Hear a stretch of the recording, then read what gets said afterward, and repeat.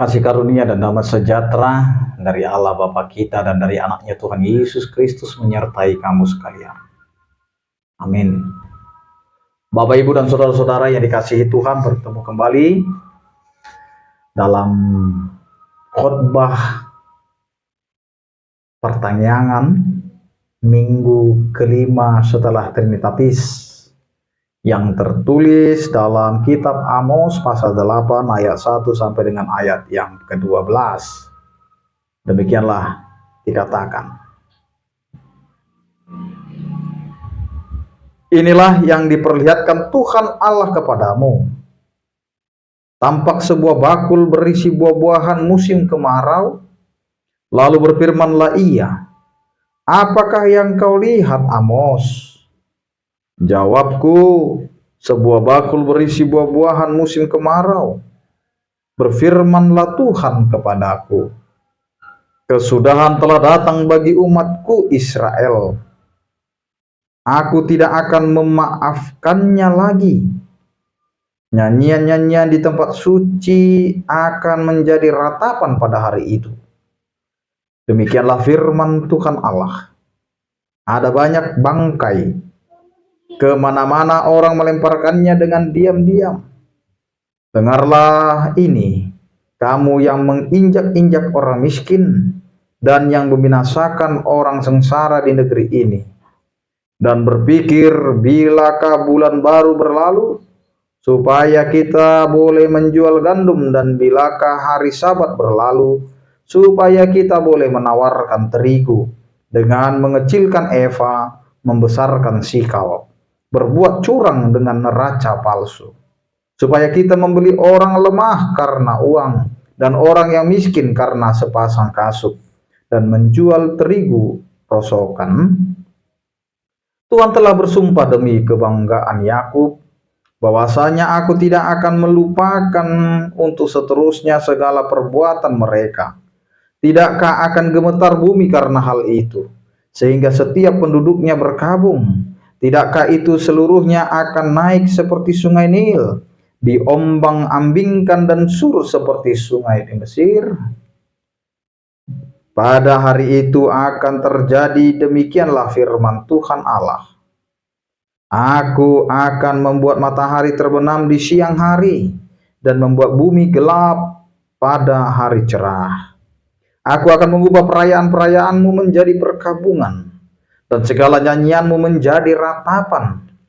Aku akan mengenakan kain kabung pada setiap pinggang, dan menjadikan gundul setiap kepala.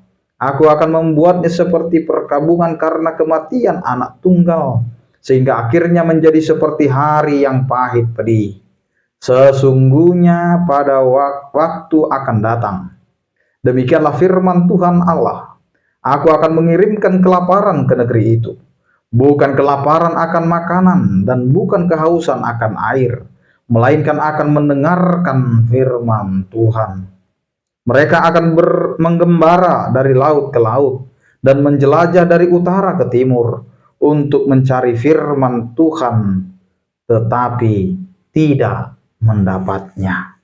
Demikian firman Tuhan.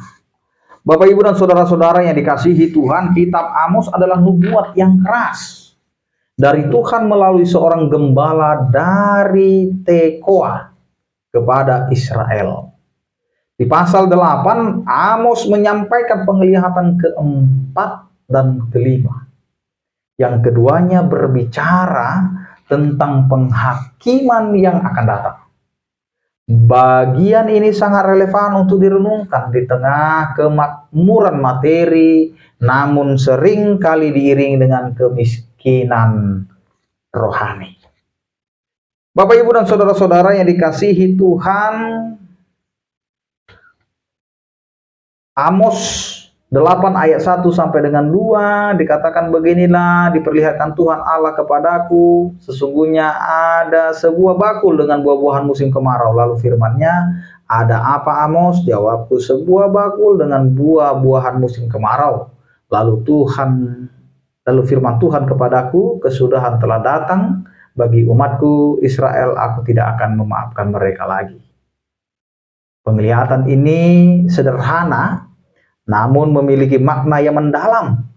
Buah-buahan musim panas atau musim kemarau adalah buah-buahan yang sudah matang sepenuhnya dan siap untuk dipanen atau dimakan. Dalam konteks ini, Tuhan menggunakan analogi ini untuk menyatakan bahwa waktu Israel sudah matang untuk penghakiman, tidak ada lagi penundaan, tidak ada lagi kesempatan untuk bertobat. Waktu anugerah telah berakhir dan saatnya untuk menuai apa yang telah ditabur. Bapak, Ibu, dan saudara-saudara yang dikasihi Tuhan, Amos 8 ayat 3 ini menunjukkan kehancuran total dan ratapan yang akan menggantikan sukacita perayaan. Mayat-mayat akan bergelimpangan dan dibuang diam-diam, menunjukkan kehinaan dan kengerian yang menimpa mereka. Ini adalah konsekuensi dari ketidaktaatan dan penolakan mereka terhadap firman Tuhan. Karenanya Bapak, Ibu, dan saudara-saudara, terimalah firman Tuhan sebagai kehidupan kita sebagai orang percaya. Amos 8 ayat 4 sampai dengan 6 ini merupakan bagian menyingkapkan hati yang tamak dan tidak berperasaan dari para pedagang dan orang kaya di Israel. Mereka begitu serakah sampai tidak sabar menunggu hari raya dan Sabat berlalu agar mereka dapat melanjutkan praktek bisnis yang curang. Mereka memanipulasi takaran, mereka manipulasi timbangan, menipu orang miskin dan bahkan rela membeli orang miskin sebagai budak hanya dengan sejumlah kecil uang atau barang remeh. Yang paling mengerikan adalah bahwa mereka menjual bahkan sekam gandum, menunjukkan betapa mereka tidak peduli sedikit pun terhadap kebutuhan dasar orang demi keuntungan. Itu terjadi banyak sekali di tengah-tengah kehidupan kita. Orang hanya memikirkan dirinya, memikirkan kesenangannya, tapi tidak pernah memikirkan apa yang terjadi kepada orang lain. Ingat, kehidupan orang lain itu bergantung daripada cara kita memaknai kehidupan mereka. Ketika orang di sekitar kita penuh dengan damai sejahtera, maka kita juga akan merasakan damai itu ada di tengah-tengah kita. Bapak, Ibu, dan saudara-saudara, Amos 8 ayat 11 sampai dengan 12 ini adalah inti dari penghakiman rohani. Tuhan tidak hanya akan menghukum mereka dengan kelaparan fisik, kelaparan jasmani, atau bencana alam, tetapi dengan kelaparan akan firman Tuhan. Mereka tidak lagi bisa mendengarkan firman Tuhan. Mereka yang selama ini meremehkan, mengabaikan, atau bahkan memutarbalikkan firman Tuhan untuk keuntungan mereka sendiri, suatu saat akan merindukan firman itu, akan merindukan berita sukacita itu, tetapi tidak akan dapat menemukannya karena waktunya sudah selesai. Mereka akan mengembara ke sana kemari, mencari bimbingan, mencari penghiburan atau jawaban dari Tuhan. Tetapi suara Tuhan akan sunyi bagi mereka. Ini adalah bentuk hukuman yang paling parah, paling luar biasa bagi umat yang telah memiliki begitu banyak kesempatan untuk mendengarkan dan menaati firman Tuhan. Bapak, Ibu, dan saudara-saudara, maka hari ini kita telah diingatkan oleh firman Tuhan ini. Jangan menganggap remeh firman Tuhan. Hiduplah di dalam firman-Nya. Lakukanlah apa yang diinginkan oleh firman Tuhan. Jangan pakai pikiranmu, jangan pakai kehendakmu, tetapi kembalikan kepada kehendak Allah. Sehingga biarlah kehendak Allah itu yang akan menggerakkan setiap kehidupan kita. Maka waspadalah terhadap buah musim panas. Ketika kita sudah matang, tidak ada lagi waktu untuk bertobat. Maka perhatikan ketidakadilan sosial. Jangan kita ikut turut serta melakukan ketidakadilan, tetapi kita harus membela orang yang diperlakukan tidak adil untuk menciptakan, mewujudkan keadilan bagi semua orang.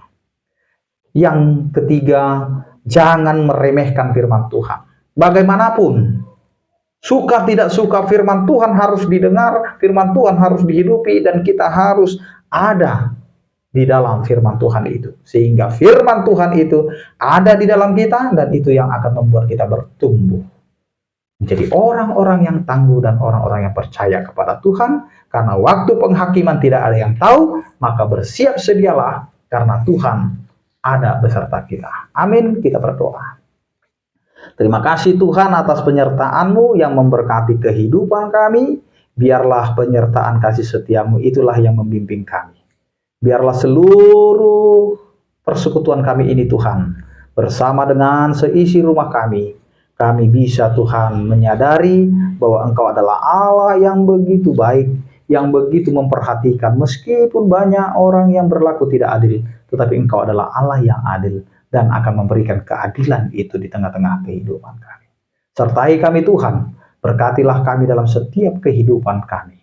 Yang sakit Kau berikan kesembuhan, yang bergumul Kau berikan penghiburan, yang bergumul, berduka, kiranya Engkau Tuhan yang menyertai.